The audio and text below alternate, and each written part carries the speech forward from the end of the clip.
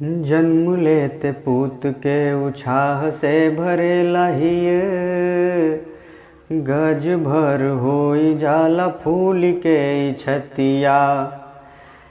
पाल पोस के बड़ा करेला लोग पूत के नीमने से नीमने धरावे स्कूलिया।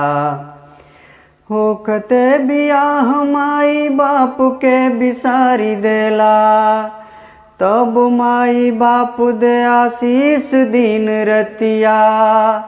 त्याग दिन रात कैलो पनाही सुख मिले, असही का वृद्ध लोक होई दुर्गतिया। तनिको बीमारी होखे बेटा चाहे बेटी के त, छोड़े नाही माई बाप एको डॉक्टरिया।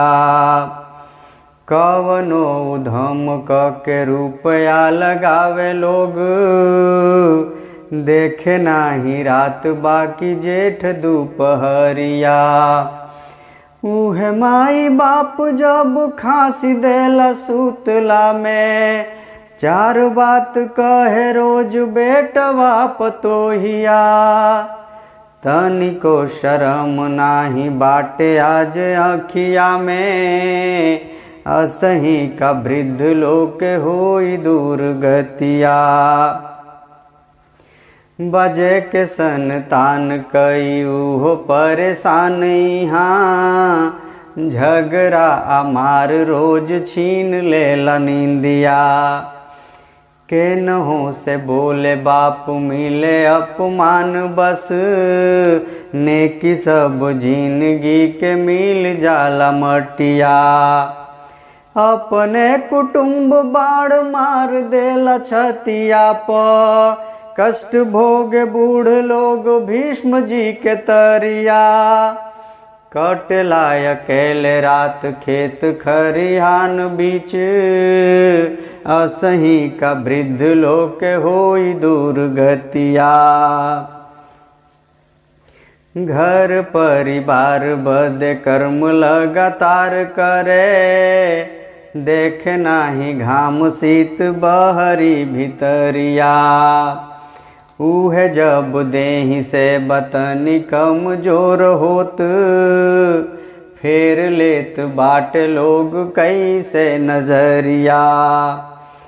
वृद्ध आश्रम बा खुलल चहुओर आज, उहवे भेजात कुछ घर के पुरानिया।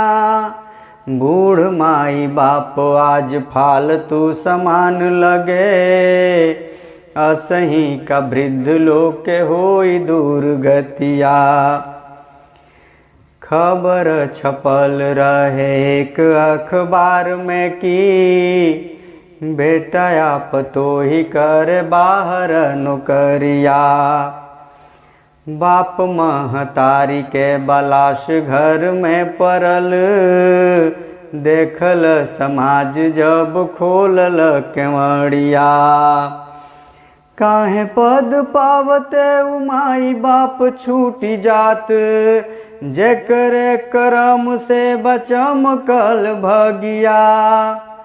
मर तो समय नाही केहू आस पास रहे, असही का वृद्ध लोक होई दुर्गतिया। अंगुरी धराई के सिखावे माई बाप जेके, उहे बड़ होके त सुनेला नाही बतिया। सगरी बला से जे बचावे उजवास कके, ओ करे धोआत नाही चादर अतकिया। घर परिवार बद रोशनी बनल रहे, उहे आज शीशी केला कोठरी अनहरिया।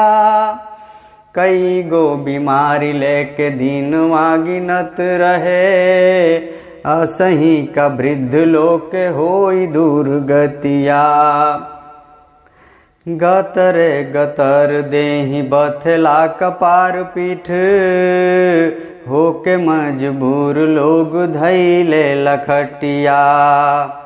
उम्र बढ़ी जाला जब हद से मनुज के त साच बाती हवे मंद पड़ी जाला मतिया।